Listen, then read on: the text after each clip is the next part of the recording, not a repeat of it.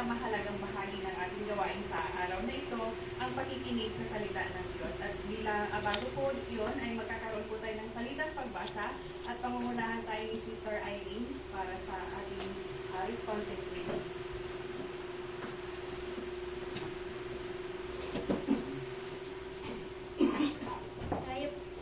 Tayo pong lahat ay ngayon. Buksan po natin ang ating Biblia sa Aklat ng Juan, Kabanata 8, mga talata 31 hanggang 47. Kabanata 8, mga talata 31 hanggang 47. Ako po muna sa una at sa 47 po, tayo po ay sabay-sabay. Sabi po sa 31. 1 po, 1. John 8. Nahanap na po ba? 31. Sinabi naman ni Jesus sa mga Hudyong naniniwala sa Kanya, kung patuloy kayong susunod sa aking turo, kayo ay tunay na mga alagad ko.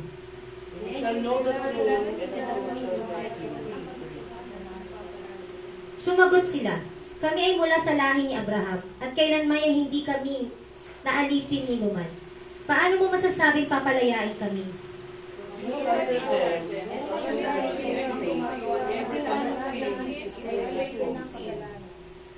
Ang alipin ay hindi kabilang sa pamilya sa habang panahon, subalit ang anak ay kabilang magpakailanman.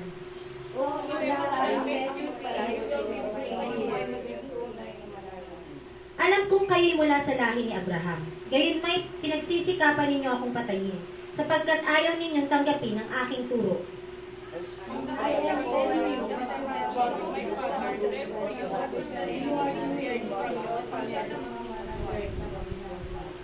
Sumagot sila, si Abraham ang aming ama.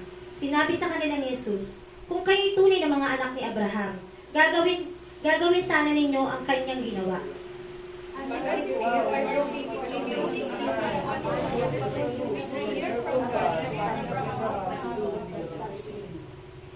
Ang ginagawa ninyong tulad ng ginagawa ng inyong ama.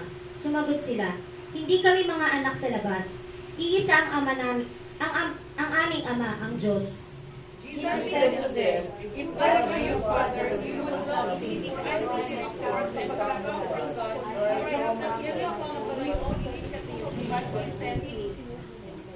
Bakit hindi ninyo maunawaan ang sinasabi ko? Hindi ba ito'y dahil sa ayaw niyong tanggapin ang tinuturo ko? You are Lord, God of the God, and you want to do the desires of your heart. He was a murderer, and nothing was said is the truth, because there is no truth in him. Wherever he speaks lies, he speaks as a liar and the father of lies. Ayaw ninyong maniwala sa akin sapagkat katotohanan ang sinasabi ko sa inyo. Which one of you will say to Moses and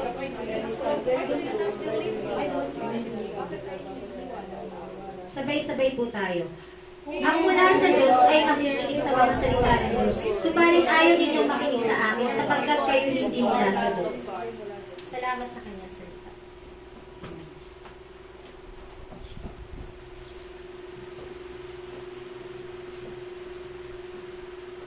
Salamat sa Diyos sa pagkabasa ng kanyang banal na salita. Ngayon po ay tinatawagan ko ang mensaherong magdadala sa atin ng mensahe ng ating Panginoon sa araw na ito. Walang iba kundi si Pastor Christian D. Guzman.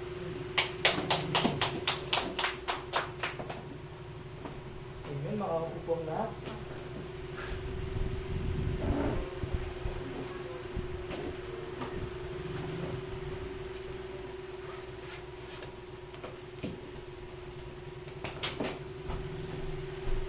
Hello, so, yan. Good morning po. Pagpalang umaga sa inyo lahat. Happy New Year. Happy Blessed New Year. Tapos lang mag-New Year lang aking lalamunan din. Yung pala nagpuputukan, no? Sige po, bago po tayo magpasimula, tayo po'y manalangin. Samahan niyo ko sa may panalangin. Ama naming Diyos, banal at dakila, patuloy po kami na dumudulog sa iyong trono. Kami po ay patuloy mo samahan. patnubayan at patuloy kong bigyan at pagkalooban ng iyong katalinuhan. Nang sige, Panginoon, mapag-aralan, masiyasat din po namin ang aming mga sarili at patuloy po namin manamnam, Panginoon, ang mga mensaheng mula sa iyong mga salita. Patuloy, Panginoon, ikaw po ang madakila at mapupurihan sa aming kalagitnaan. Huwag ang aming kahinaan na makita, kundi ang pagpapala ng mula sa iyong mga salita. Maraming salamat, Panginoon, dahil tumatag po ang araw na ito kung saan po kami ay makikinig at mag-aaral ang patungkol sa iyong mga mensahe at patungkol sa iyong mga salita. Dalangin po namin na ang katotohanan mula sa Biblia, ang aming pong babasahin na nagmula po rin sa iyo, Panginoon. Dalangin po namin ito po ay aming pong mabigyan ng marampatang pagtuon ng pansin. Kung sa gayon, Panginoon, magbigay ng kapurihan at kwalitiyan sa iyong pangalan. Sa iyo ang papuri, ang pinagdakila sa tanging pangalan ni Jesus. Amen. At kung nariyan po ang inyong mga Biblia, manatilitin po ninyong nakabukas sa mga talatang pong ating binasa. At kung marapatin po ninyo, ating pong itutuloy ang pagbasa, no? Pakitunghayan po ninyo sa talatang 48 hanggang mga sumusunod na talata. Sinabi ng mga Hudyo kay Jesus, hindi ba tama ang sinabi namin ikaw ang Samaritano at sinasapian ng demonyo? Sumagot si Jesus, hindi ako sinasapian ng demonyo. Pinapangaralan ko ang aking Ama, ngunit ako'y nilalapastanganan ninyo. Hindi ako naghahangad na ako'y parangalan, may isa pang nagsisikap na ako ay parangalan at siya ay ang naghahatol. 51. Balik muna ako sa 49. Sumagot si Jesus, hindi ako sinasapian ng demonyo, pinaparangalan ko ang aking Ama, ngunit ako'y nilalapastangan ninyo. 50. Hindi ako naghahangad na ako'y parangalan, may isang nagsisikap na ako'y parangalan at siya ang naghahatol. Pakatandaan ninyo, ang tumutupad ng aking salita ay hindi mamamatay kailanman. 52. Sinabi ng mga Hudyo, ngayon tinitiyak namin, sinasabihan ka nga ng demonyo. Namatay si Abraham at ang mga propeta, ngunit sinasabi mong hindi mamamatay kailanman ang sino mong tumutupad sa iyong aral. 53. Mas magaling ka pa ba kaysa sa aming mga ama o sa aming amang si Abraham? Sa'y namatay gayon din ang mga propeta. Ano ba ang palagay mo sa iyong sarili? 54. Sumagot si Jesus, kung ako ang tagapangaral sa aking sarili, walang kabulan iyon. Ang nagpapangaral sa akin ay ang aking Ama na sinasabi ninyong Diyos ninyo. 55. Hindi ko siya kilala, subalit siya kilala ko. Kung sasabihin kong hindi ko siya kilala, ako ay magiging sinungaling na tulad ninyo. Subalit kilala ko siya at tinutupad ko ang kanyang salita. 56. Natuwa ang inyong amang si Abraham nang malaman niyang makikita niya ang araw na ang aking pagdating. Nakita nga niya ito at siya ay nagalak. 57. Dahil dito ay sinabi sa kanya ng mga Hudyo, wala ka pang 50 taong gulang. Paano masasabing nakita mo si Abraham? 59. Sumagot si Jesus, pakatandaan ninyo, bago pa ipinanganak si Abraham, ako na. 59. Nagsilampot sila ng mga bato upang siya ay batuhin, ngunit nagtago si Jesus at lumabas ng templo. Purihin ng Diyos sa pagkabasa ng kanyang mga salita. Ngayong January, ang binigay po ng tema ng ating senior pastor, Pastor Martin Pinili, ay Commitment to the Truth. Commitment to the Truth. Sa Tagalog, yung commitment, pagtatalaga, tama? Or yung pagtupad, no, sa katotohanan. Commitment pangako, tipanan sa katotohanan. At mga kapatid, mga minamahal, sa mundong ito, ano nga ba ang katotohanan? Ano nga ba ang katotohanan? Sino ba ang katotohanan? Ano ba ang parameter ng katotohanan? Sino ba ang nagsasabi ng totoong katotohanan? Totoo na katotohanan pa, no? At paano natin matitimbang kung ang mga naririnig ninyo, ang mga sinasabi namin ay pawang katotohanan? Isa pa po, sino ang source ng katotohanan. Ano ba ang magandang implikasyon ng katotohanan sa ating buhay dito sa lupa at pagdating sa susunod na buhay? Ngayon po, ngayong December o last December, ang muling tema po na natatandaan kong tinalakay ng simbahan ito sa panguna ng ating pastor ay the Christmas truth. Tama po ba? Tama ba? The true Christmas truth. Ngayon. The true spirit of Christmas. So lahat yun ay tumutukoy sa anong katotohanan ng Kapaskuhan. Ang madalit sabi ay napasinungalingan ng mundong ito. Ang katotohanan nakikita natin as musikat si Santa Claus, si Rudolph the Red-Nosed Reindeer, di ba? Masikat ang Frosty the Snowman kaysa sa tagapagligtas na isinilang, no? Na naging ang Emmanuel, na ang ibig sabihin na yung Diyos ay kasama natin. Tinabunan ng business at ng pagiging busy ang Kapaskuhan. Yun niyo po ang sa parang Christmas light. Tama ba? No, kumukuti-kutita, puro pula ang ilaw sa traffic. Tama po, ang mga mall, dagsaan ng mga tao, hindi mahulugan ng karayong. Tama po ba? Pero ang simbahan ng Diyos sa totoo, ang pangako ng Mesiya, ang pangako ng kasulatan, ang katuparan ng propesiya ay baliwala. Tingnan po ninyo sa Christmas gathering, lahat may regalo, exchange gift. Ang celebrant mo may regalo. Di ba siya yung left alone? Yun ang masakit na katotohanan na nakikita ngayong tuwing Kapaskuhan. Pero New Year na, bakit Kapaskuhan pa yan? Eh sabi nung iba, meron pa daw 3 kings eh. Pwede pa kayo masko? De, joke lang po. Joke, kidding aside. No? At ngayon pong January, papasinayaan po ang taon na ito ng ating pong pagtingin, ating pong pagtupad, makikipagtipad sa katotohanan. Pero bago po yun, paano natin malaman ang katotohanan? Sino ba ang totoo? Sino ba ang totoo na nasabi ng katotohanan? Ano simbahan ang tuturo ng katotohanan? Nakalive tayo, no? Nung ako ay nandun pa sa isang malaki simbahan, no, at ako po ay muntik na rin mag-Kristan. Muntik na rin po. Bumili na ako nung pagdo, sa mga puti.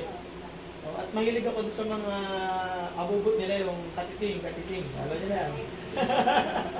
Anyway, to cut the long story short, habang ako ay naroon, habang umatinda ko ng may katikism, anong tawag doon? Katikism at mayroong mga sacraments doon, di ba? Napagtanto ko, bakit ko sasambahan o sasambahin itong mga to? Diba? Ito ay mga initsurahan o nililok lamang bilang gawing Diyos. Ako po ay deboto rin ng mga panahon ngayon. Ang pangalan po ng aking magulang ay Ana Maria.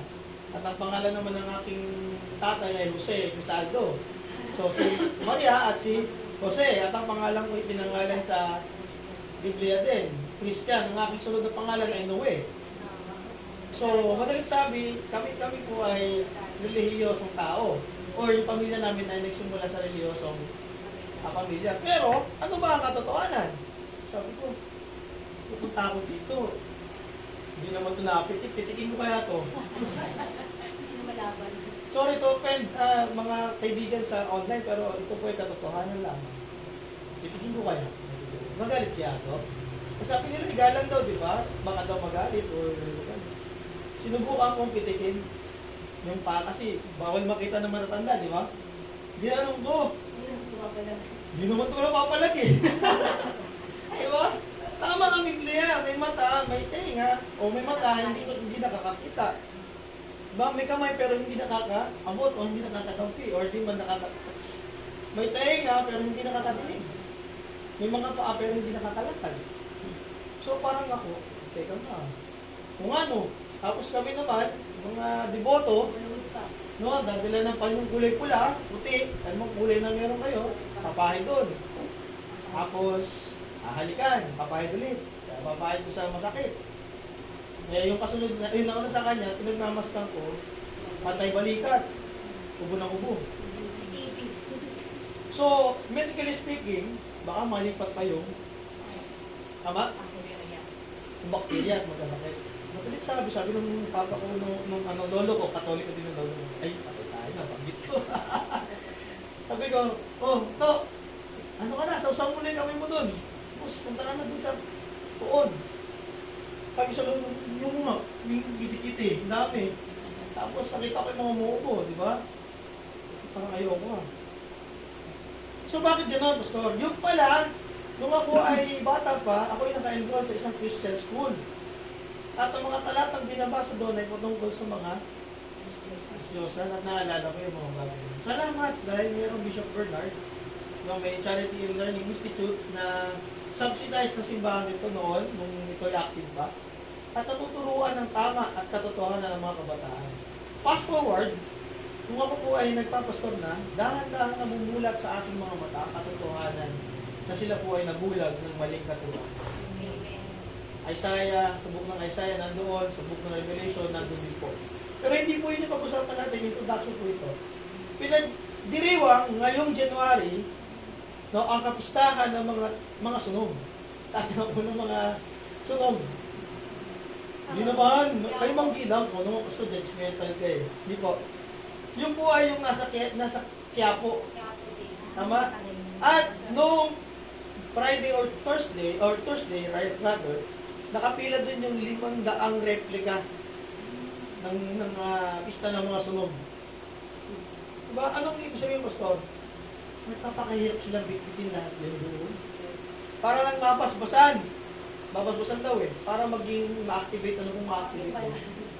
Anyway, hindi po ako nagmamayabang, pero anong sense, anong katotohanan ang makukuha nila sa pagsampa sa Diyos-Diyosan? And yet, tayong mga Kristiyano, mga namulat sa totoong katotohanan, bakit tila parang meron tayong mga Diyos-Diyosan? Gusto mo yung Diyos-Diyosan namin? Yung aming sarili, yung ating sarili, yung gusto ko, rather than sa gusto ng Diyos. Earthly things, material things, wants, ambitions, goals. Masama bang mangarap? Masama bang magsikhay ng mas magandang buhay? Hindi po. Pero kung yan ay kakain ng buong oras mo at masigit pa yan sa pagsamba mo sa Diyos, at tumbas yan ay pagsamba sa Diyos. You make yourself an idol. Alin yun? Yung iyong sariling kapakanan. Brother and sister in Christ, let me point you out in this passage. Mahaba-haba po ito, pero pipilitin ko po magkasya tayo sa oras na inilaan. Dito po, sa inyong mga Bibliang hawak, kung inyo pong papansinin sa mga talatang 31 hanggang 36. Then Jesus said to the Jews, kausap po na rito mga Hudyo, mga reliyosong tao, mga pari, mga Sanhedrin, mga leader ng simbahan o sekta ng panahon na yun. Jesus said to those Jews who believe Him, if you abide in my words, you are my disciple. You are my disciple indeed. 32, and you shall know the truth. And the truth shall make you free. 33. They answered him, we are Abraham's descendants, and have been in bondage to anyone. How can you say that we or you will be made free?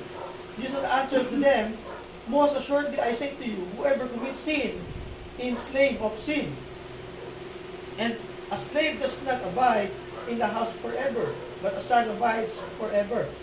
Therefore, if the Son makes you free, you shall free indeed. Amen. Truth. What is truth? Sabi po sa mensahe ni John MacArthur sa kanyang mensahe, meron daw pong 6 na kategorya na nag-explain ng katotohanan. English po ito. Una ay objectivity. Ano pong objectivity? Ang objectivity ay kabaliktaran ng subjectivity. Subjectivity, tayo po yun. Subject tayo doon. But objectivity ay outside of our own selves. Ano po ibig sabihin nun? Ang salita ng Diyos ay hindi galing sa atin. Hindi galing sa tao. Magamat may ginamit ng Diyos upang isulat ito pong lahat ng mga nakatala dito ay inspirasyon at kinasihan ng banal na spirito upang maitala maisulat ng mga ng mga kinasihan din ng Banal na Espiritu upang tayo po ngayong nasa present day ay mabasa at mapag-aralan ang mga salita. Take note, hindi po tao ang author ng Biblia, kundi ang Banal na Espiritu o ang Diyos mismo ang may author ito. And that is objectivity. These verses, this Bible, this book, is not subject for any scrutiny or scrutiny of any human being. Tagalog. Hindi ito nangangailangan ng pagtutuwid ng utak ng tao o ng pag-aaral ng tao, kundi ito po ang nagtuturo sa mga tao upang mamuhay sa katuwiran. Magkaiba po yung subject at objectivity. Pangalawa, rationality. Ang truth daw po ay rational or rationality. Ano pang ibig sabihin ng rational? Wisdom sa ibang kataga, reasonable or logic. Pag sinabi yung reasonable, logic is, pag logic ay iisipin mo, 1 plus 1. Anong sagot? Siyempre, logic, 2. Diba? 1 times 1 times 1 equals 1. Logic. Hindi po pwedeng 1 plus 1 ay sasagutin mo ng chemical symbol and table. Ano yung sa science? Chemistry. Tama po ba? Ang tanong sa matematika, hindi po pwedeng sagutin ng siyensya. Bakit ganon? Ang Biblia nagtuturo din ng logic at practicality. At ito po'y kapupulutan ng wisdom and knowledge. So Proverbs, diba? Ang sabi doon, commit yourself unto the Lord and He will direct your path straight or correct. Kung hindi mo isasagbuni sa Diyos ang lahat ng iyong balakin, malamang hindi magigituwid ang iyong lalakaran o iyong resulta ng iyong paggawa. So Proverbs, the fear of the Lord is the beginning of wisdom and knowledge. Ngayon, balik rin natin. Kung wala kang pananatakot o reverential fear sa Diyos, o wala kang dinidiyos, meron ka kayang wisdom and knowledge. And that is truth. Anong ibig sabihin? It confirms that the truth, the Bible, the Word of God, is the source of all truth. Ito ang sukatan ng tunay na katotohanan. Amen? Next is veracity. Ibang meaning ng veracity ay accuracy, reliability, genuineness, and authenticity. Tagalog. Accurate ay tumpak. Tama po ba? Reliability ay kaya mong magdepende sa kanya. Maaasahan. Tama po ba? Genuineness. Totoo. Dalisay. Authentic or yung term na yan ay patungkol sa halimbawa, singsing mo, tunay. Diba? Meron tayong mga singsing ay plated. Tubog. Diba? Pero pag sinabing genuine and authentic, lantay. Kung ginto yan ay 24 karat gold. Tama?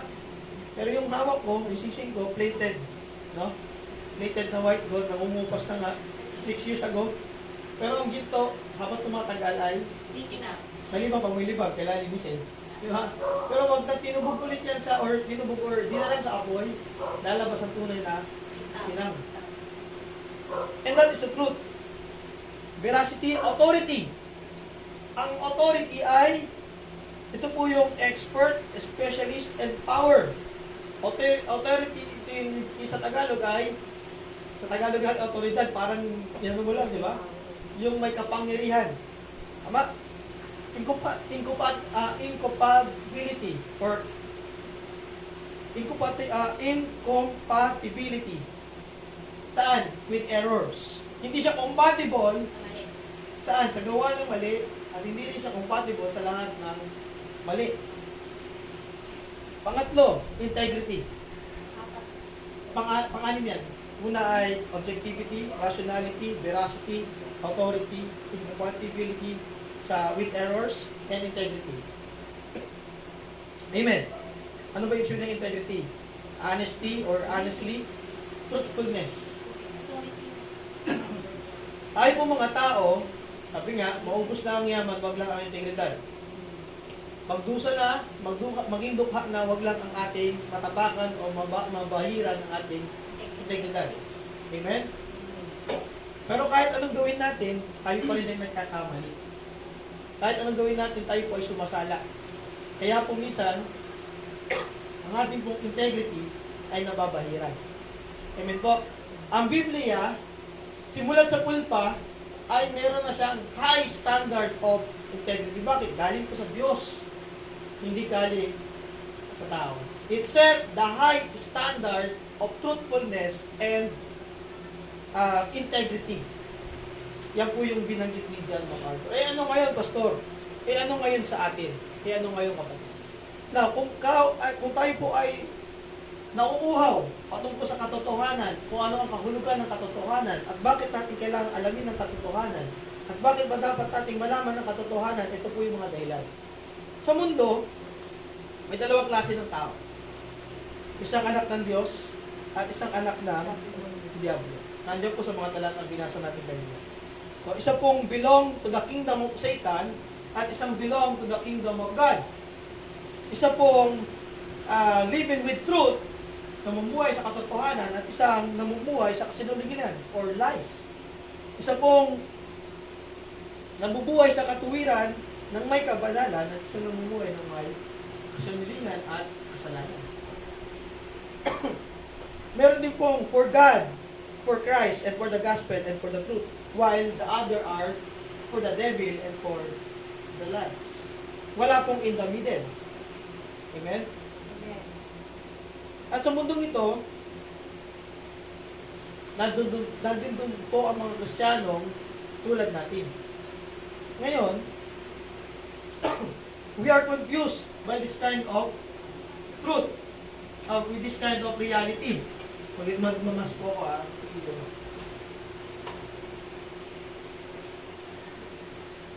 At dito po natin mapapansin, ano ba ang katotohanan? Sino ba ang source ng katotohanan? Kanina po, na-explain ko na kung anong katotohanan. Ang katotohanan ay nagmumula sa kanyang salita. Kung may maliganggang sister, pwede maliganggang. Thank you. At dito po, God Himself is the source of truth. Siya lang po ang magmumula ng totoong katotohanan. Sinaririnig po natin sa television, diba? Yung sa kantang katotohanan na magpapalaya sa bayan. Ano po sa inyo? Gano'n po ka 100% totoo yung binabalita nila? Lalo na kapag politiko ang kalaban. At lalo na kapag influensya ng tao ang kalaban. Magpa-persuade kaya na yung lukod ang truth? Yes or no? Bayan, kayo po ang pumusga. Sabi nga ni Miriam Santiago, di ba? Bakit pagdating sa Sun End? Di ba? O, yung mga ibang tao ang ating sinisipan, bakit hindi natin pakita lahat ng salay natin? Sabi ni Miriam Santiago, hindi lahat ng politiko nag-uro nga sa upuan. Medyo praning lang yung alay, pero totoo yung mga sinasabi niya. Pero, sabi ko sa inyo, hindi rin yung lahat katotohanan. Hindi ko rin natin alam kung nagtitignan siya ng tama na kaya sa atin. Pero hindi ko niya inaakusahan. Pero ang Biblia, mula Genesis hanggang Revelation, nagsasaad ng katotohanan. Ito po ay mind of God, breath of God, very word of God. At ito po ay nagsasabi ng katotohanan. At madaling sabihin, at talagang patutunayan ng Biblia, cover to cover, na sa kanya nagmula ang katotohanan. Pangalawa, Jesus Himself, kung inyo po titignan dito, sa talatang binasa natin sa 31, Jesus said to those Jews who believe in Him, if you abide in my words, you are my disciple indeed, and you shall know the truth, and the truth will set you free. Madalit sabi, si Kristo mismo Himself ay source of truth. John chapter 14,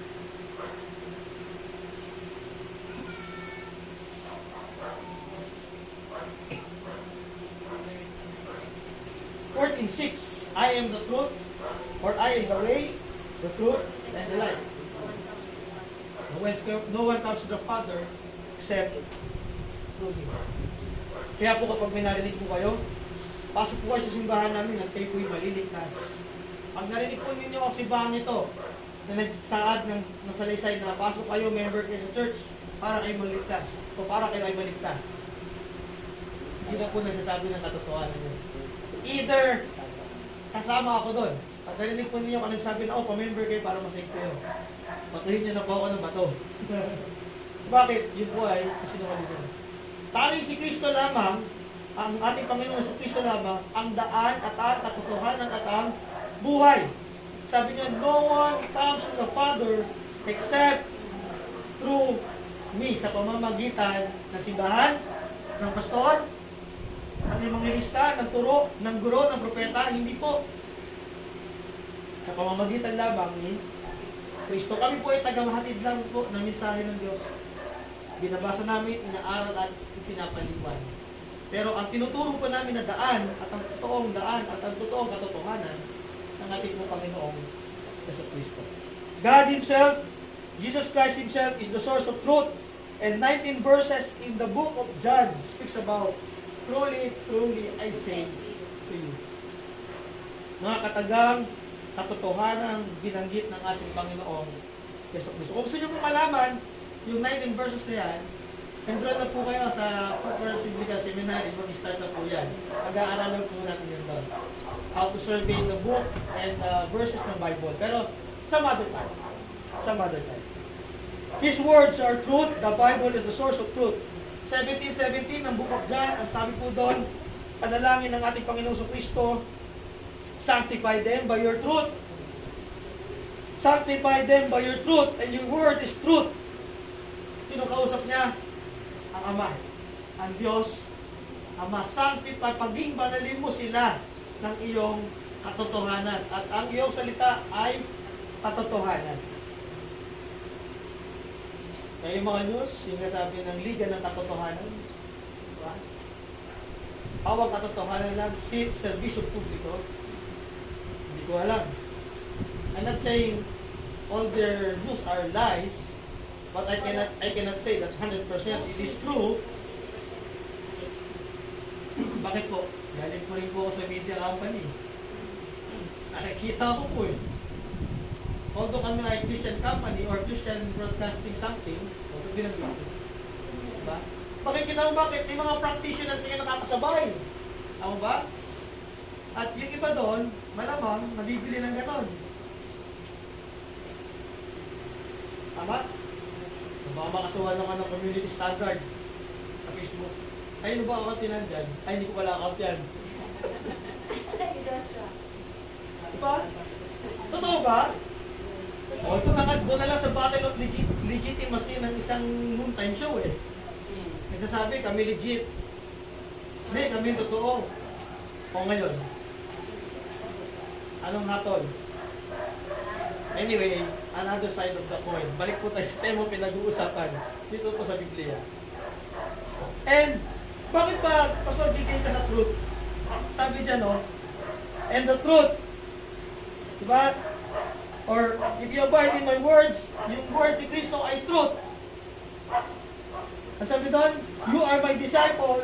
Indeed, patutunayan ninyo, o patutunayan ng inyong pagsunod sa katotohanan sa mga salita ni Jesus, na kayo nga ay totoo, na ano, agapaglingkod ni Kristo. Ano ibig sabihin nun? True Christian, genuine Christian, authentic Christian. Bakit gusto may fake ba? Meron! Meron. Kung ang Facebook ay may fake news, may trolls, sa loob na simbahan may trolls din. Gusto naman. O, teka, huwag natin tignan yung katabi. Sarili mo na tignan. Bakit? Minsan, di ba, dumadating sa isip mo, hindi matatawa siya sabi ng pastor. Diba? Hindi kayo maniwala din, hindi matatawa yun. Diba? Eh, nakasulat eh. Paano yan? Sabi na, Jesus said to the Jews, who believe Him, naniwala. If you abide in my words, kung kayo ay nananatili, nananagbili, nagpapatuloy sa aking mga sinasabi at sinasabi ng katotohanan, truly you are my disciple. Kaso hindi. O sa atin, implikasyon sa atin ngayon. Tayo ba ay gumagawa, nagpapatuloy, tumatupad sa katotohanan, itinuturo ni Kristo para pamamagitan ng Biblia? How many of us, many friends outside the church? How many of us still still connected with those friends na umiinom, ba, naglalamierda kung saan, may gawang hindi natin dapat samahan, pero minsan, some point of our life, ay kasama pa rin natin. Pastor, you want us to be separatists? Yes, the Bible says so. Do not conform to the pattern of this world, and do not co-equally yoke with an believer. Isang Romans at isang Corinthians. But then again, mahirap tanggihan si kumpadre, si kumadre, si kaibigan, si amigo, si amigo. Ako, umunti kaibigan ko sa Facebook. Simula nung nagpastor ako at naging Christian ako. Bakit? Ayaw nila. Paano man mga kakilala kaibigan ko sa school? Mahilig manood ng mga cellphone, mahilig manood ng mga video, itatag ka pa. Eh ano nga yung video mo ngayon? Nudity. Immorality. Kaya ako, Facebook ko, naka-private account. Bakit? May mga klase ako na tinatag yung account ko. Baka mamaya sabi si Pastor, tumunod ka na nun. Pero sa iba, umulok man lang yan, lalaki ka naman. Wala. Ako ba? Sa mga girls, ganun din. Anong madali, ang mabilis natin pag-usapan? Word of God? O marites ni marites? Anong madalas pag-usapan? Paglabas sa simbahan? Salita ng Diyos? O anong in sa Facebook, sa Twitter, sa Tumblr? Anong in at trending na issue ngayon? Sino ang naghiwalay? Sino nagbalikan? Do we examine ourselves? Truth. Sabi ni Lord, kung ano ang sinasabi ko at yung inyong ginagawa, it makes you prove that you are truly my disciple. Now, tuloy tayo. And the truth, when you shall know the truth, and the truth shall set us free. Now, ano makikita natin pointer number 1 dyan? Pointer number 1, the truth is the pathway to freedom. Ang katotohanan, ang daan patungo sa totoong kalayaan. Ito, hindi kalayawan. Kalayaan. Saan? Mula sa talikala, bihag ng kasalanan. Okay? Hindi ka makabitaw. Nakaipit Diba? Hindi ka makabitaw, nakaipit. Buka mo. Hindi ka malaglag yan. Panalahin mo sa Diyos. Vices. Wrong attitudes. Wrong habits. Bakit hindi maiwasan? Kasi gusto. Di ba? Pero kung tayo ay totoong lingkod ng Diyos at totoong Kristiyano, we will abide in His words. Number 1, we will believe in Christ. Maniniwala, mananampalataya sa kay Kristo. Pangalawa, mananatili tayo sa salita ng Diyos. Pangatlo, malalaman mo katotohanan. Pangapat, ito ang magbabago sa atin. Yung katotohanan ito ang magpapalaya sa atin. Kung hindi ka niniwala kay Kristo Jesus, na Diyos mo tagapagligtas, manunubos, hindi mo malalaman, o hindi ka makakontinue sa salita niya. At kung hindi ka makakontinue sa kanyang salita, hindi mo malalaman ang katotohanan. At pag di mo nalaman ang katotohanan, walang pagduda na tayo hindi makakalaya sa ating mga kasalanan. If you really want to have a free or freedom from the sting of sin, ano yung sting? Kamandag ng kasalanan. Sting. Ano ba yung sting? Di ba daan-daan ka niya papatay na gusto mamatay ka? Subukan mo, patuklaw ka sa cobra. Diba? Ngayon, kung hindi ka mananampalataya ni Kristo, hindi tayo nag-uusap ngayon. Bakit? Hindi mo matatanggap sa iyong kalooban, sa iyong puso, ang mga pinagbabanggit ko, ito'y walang kabuluhan sa iyo. Pero kung gusto mo na makalaya sa freedom, sa bondage ng sin, sa kamandag ng kasalanan, at sa resulta ng kasalanan, ang resulta ng kasalanan, for the wages of sin is death. Ang kabayaran ng kasalanan ay kamatayan. Anong kamatayan, Pastor? Physical at spiritual. So bakit? Lahat tayo mamamatay. Walang matitirang buhay. Pero ang kagandahan sa mga Kristiyano, may muling pagkabuhay. Bakit? John 3:16, for God so loved the world that He gave His one begotten Son, Jesus Christ, that whoever believes in Him shall not perish saan sa hell, but have eternal life. Saan makikita yung hell? Revelation chapter 21. Dagat-dagat ng apoy. Basta nananakot ka, hindi po. Dahil ito po ang katotohanan na for the wages of sin is death. Ano ang eternal death? Paulit-ulit na kamatayan sa impyerno. Samantalang kay Kristo, kung tayo manampalataya, maniwala at sumamba, buhay na walang hanggan, kapiling. And that is the truth.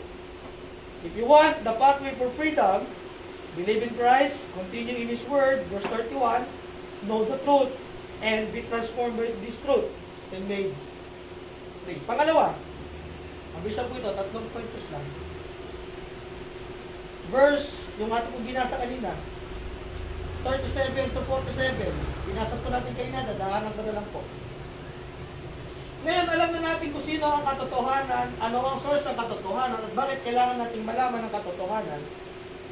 Now, ano ba ang totoong truth side? Dalawa lang. Sabi ko nga kanina, isang truth side at isang lie side. Isang children of God at isang children of Satan. Saan makikita yung mga binasa natin kanina? Diba? Bakit? Sabi ni Kristo, sinasabi niyong anak kayo ni Abraham, pero nais niyo kong patayin. Ano ba claim nila, Pastor? They claim that they are physical descendants of Abraham. Lipi o lahi ni Abraham. Bakit? Di ba, Hebrew people, Jewish nation, yung isang lahi, pinagmulan nila, Abraham. Ang mga Muslim, Ishmael. Bakit? Abraham, Isaac, Israel. Tama? Abraham, Ishmael, Arab country. Yan ang history. Pero tayo mag-usap doon. Dito, they claim that they are the physical descendants of Abraham. And yet, si Kristo, ano ba si Kristo? Jude naman si Kristo. Bayan ni David, lahi o lipi ni David. Pero sabi niya, gusto niyo akong patayin. 2 beses pinagdiktikan ko sa mga talatang binasa niyo.